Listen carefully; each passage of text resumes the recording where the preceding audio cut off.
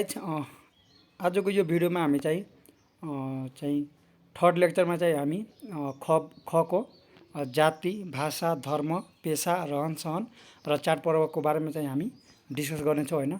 So first of all हामी चाहिँ जातिको बारेमा डिस्कस गर्छौँ। अब जाति भनेपछि जाति हो हैन। प्राचीन कालमा मानिसलाई 4 वर्ग र 18 जातमा बाँडिएको थियो हैन। त्यसपछि सेकेन्ड पोइन्टमा मध्यकालमा 4 वर्ण, 36 जात र 64 उपजातमा बाँडिएको थियो हैन। त्यसैगरी थर्ड पोइन्टमा हाम्रो रहेको छ जातीय विभाजन सुरुमा कामको आधारमा गरिएको थियो हैन। काम अब जुन जातले जुन काम गर्थ्यो त्यसैको कामकै आधारमा चाहिँ जात छुट्यायो हैन। त्यसपछि ब्राह्मण वेद पाठ, पठन पाठन, पूजा आजा र बौद्धिक कार्य गर्ने हैन ब्राह्मणको काम थियो हैन। त्यसैगरी क्षत्रियहरू युद्ध र वीरतापूर्ण कार्य गर्ने हैन। त्यसैगरी वैश्यहरू व्यापार र उत्पादनका कार्यहरू गर्ने तथा शूद्रहरू माथिल्ला वर्गको सेवकको रूपमा कार्य विभाजन गरिएको थियो हैन। त्यसैगरी नेक्स्ट पोइन्टमा हाम्रो रहेको छ आर्यहरूले आगमन पशुपालनको दृष्टिकोणबाट गोपाल अमीरहरू वृत्ताबन्धबाट नेपाल भित्रिए हैन। त्यसपछि शिवोपासक डुबिडहरू भारत र पाकिस्तान हुँदै तिब्बतबाट नेपाल भित्रिएका थिए हैन। त्यसपछि नेवार जातिभित्र पनि ब्राह्मण, क्षेत्री, वैश्य र सुदमा बाँडिएको थियो हैन। त्यसैगरी 2020 सालमा नयाँ मुल्की ऐन लागू भएपछि कानुनी रूपमा जातीय भेदभावको अन्त्य भयो हैन। अब जातीय भेदभावको अन्त्य कहिले भयो भनेपछि 2020 चाहिँ हाम्रो जातीय भेदभावको चाहिँ अन्त्य भयो हैन। त्यसपछि अर्को रहेको छ समाजमा बिस्तारै वर्ण भेदभावको अन्त्य हुँदै मानव समानताको भावनाको विकास भइरहेको थियो हैन। त्यसपछि हामी जातिको हल्का चाहिँ कुन जाति छ के छ त्यसको हल्का बारेमा हामी यहाँ जानकारी लिन्छौँ। अब बाहुन, क्षेत्री, नेवार, गुरुङ, तामाङ, शेर्पा, राई, लिम्बू, थकाली, चेपाङ,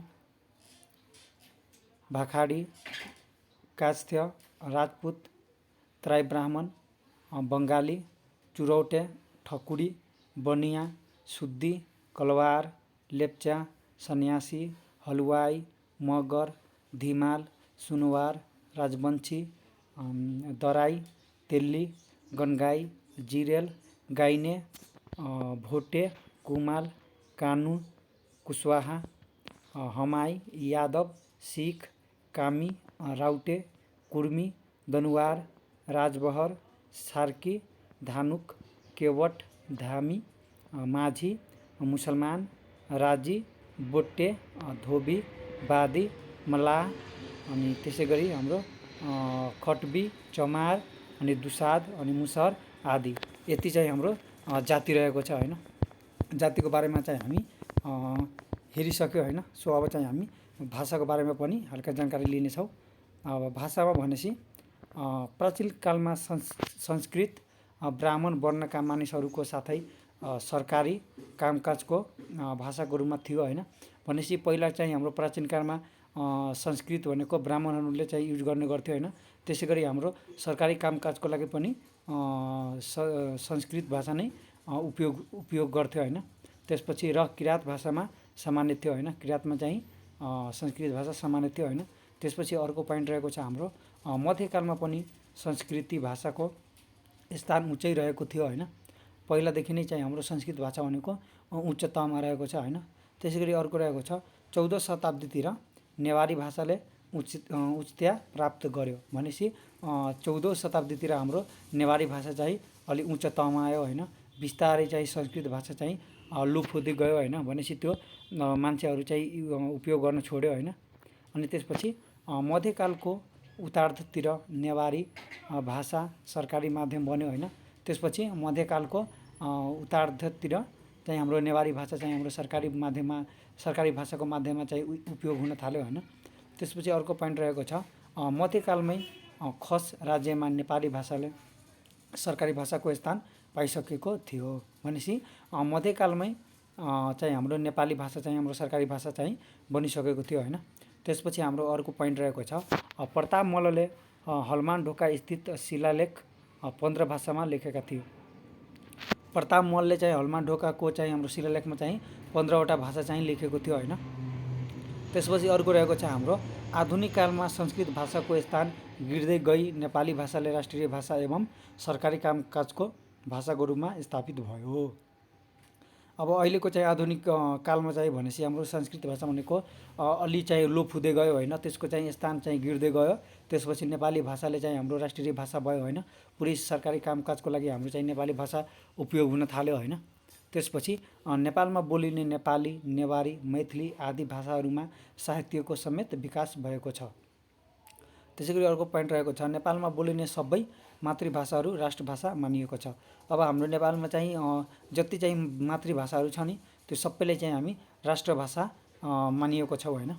त्यसपछि हाम्रो भाषा पनि सक्यो होइन। सो अब चाहिँ हामी धर्मको बारेमा चाहिँ हेर्नेछौँ होइन, रिलिजन धर्म भनेपछि अब फर्स्ट पोइन्ट रहेको छ हाम्रो प्राचीन कालदेखि नेपालमा हिन्दू र बौद्ध धर्मको बहुलता रहेको धार्मिक सहिष्णुताको नमुना छ होइन। भनेपछि प्राचीन कालदेखि नै हाम्रो चाहिँ हिन्दू र बौद्ध धर्म चाहिँ पहिलादेखि नै धेरै पुरानो चाहिँ हाम्रो धर्म रहेको छ होइन। यो चाहिँ हाम्रो धार्मिक सहिष्णुताको चाहिँ नमुना रहेको छ होइन। त्यसपछि अर्को नेक्स्ट पोइन्ट रहेको छ हाम्रो थर्ड पोइन्ट मानदेव हिन्दू धर्मावलम्बी थिए भने उनका बराजु वृषदेव बुद्ध धर्मावलम्बी थिए। भनेपछि मानदेव चाहिँ हाम्रो हिन्दू धर्म थियो होइन, र बराजु चाहिँ वृषदेव बुद्ध धर्मावलम्बीमा थियो होइन। त्यसै गरी हाम्रो लिच्छवी कालको राजा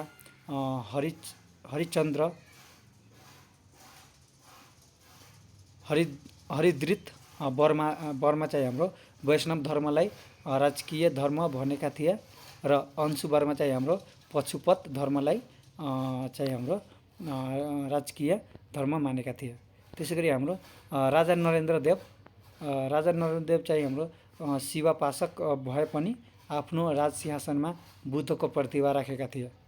त्यसै गरी हाम्रो मध्यकालीन समयमा पनि शैव, बौद्ध, वैष्णव, शक्ति आदि धर्म प्रचलनमा साथै शक्ति र तान्त्रिक धर्मको बढी प्रभाव देखिन्थ्यो होइन।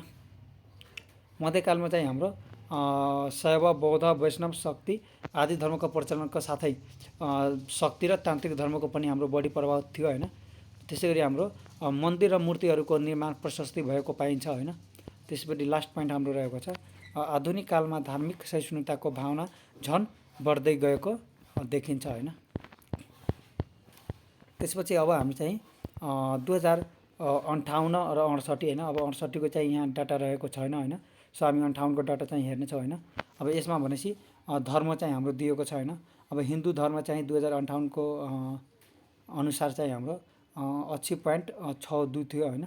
त्यसै गरी बौद्ध 10.74, जैन चाहिँ 0.02, मुस्लिम 4.20, त्यसै गरी किरात हाम्रो चाहिँ 3.6, त्यसै गरी हाम्रो क्रिस्चियन 0.45, त्यसै गरी सिख 0.03, बहाई 0.01 र अन्य चाहिँ 0.35 थियो। त्यसै गरी अब हामी चाहिँ धर्मको चाहिँ हेरिसक्यो। अब चाहिँ हामी पेसाको हेर्नेछौँ होइन, अकुपेसनको।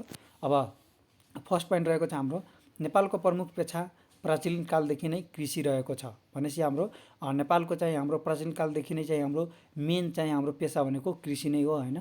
त्यसपछि नेक्स्ट पोइन्ट रहेको छ हाम्रो पशुपालन, कुटीर उद्योग तथा व्यापार व्यवसाय अतिरिक्त पेसा वा अल्पसङ्ख्यकको पेसाको रूपमा रहेको छ होइन।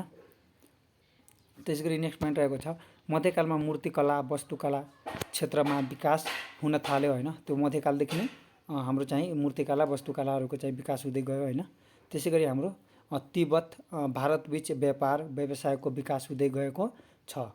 र नेक्स्ट पोइन्ट रहेको छ हाम्रो आधुनिक नेपालको निर्माण पछि नेपालीहरूको स्थिर पेसा कृषि नै रहेको छ। भनेपछि अब अहिले आधुनिक युगमा पनि हाम्रो नेपालको प्रमुख पेसा भनेको हाम्रो कृषि नै रहेको छ होइन। नेपालको चाहिँ करिब 81%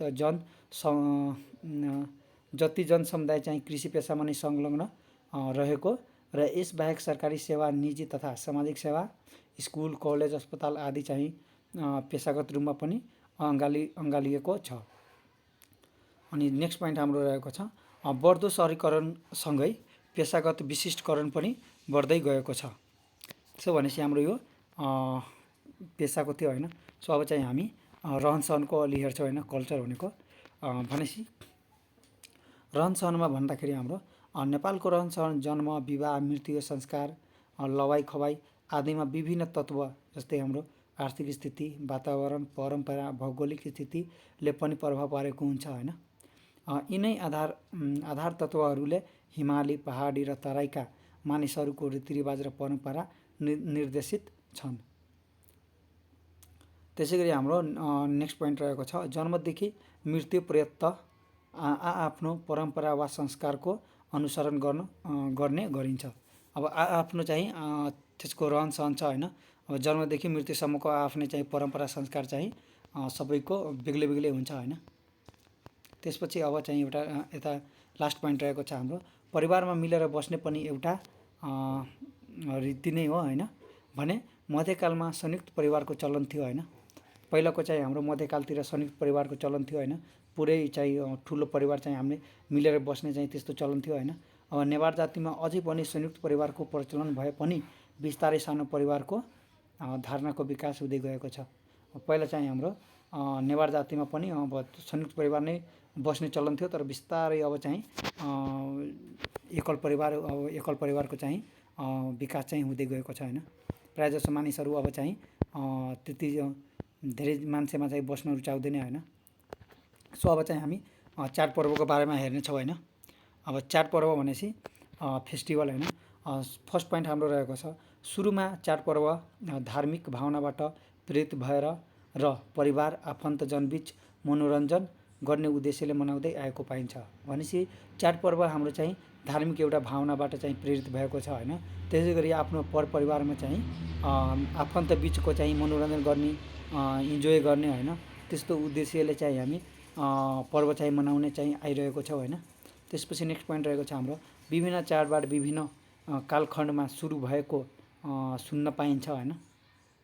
त्यसै गरी जस्तै वैशाख पूर्णिमाको दिन बुद्ध जयन्ती, ज्येष्ठ शुक्ल पष्ठीको दिन कुमारको जन्म भएको दिन सिटिन नरब, त्यसै गरी कृष्णाष्टमी, गाई जात्रा, त्यसपछि प्रताप मल्लले सुरु गरेका, त्यस्तै नागपञ्चमी, जैन पूर्णिमा, दसैँ, तिहार, छठ, लोसार, चैत दसैँ, घोडे जात्रा आदिको आफ्नो महिमा रहेको छ।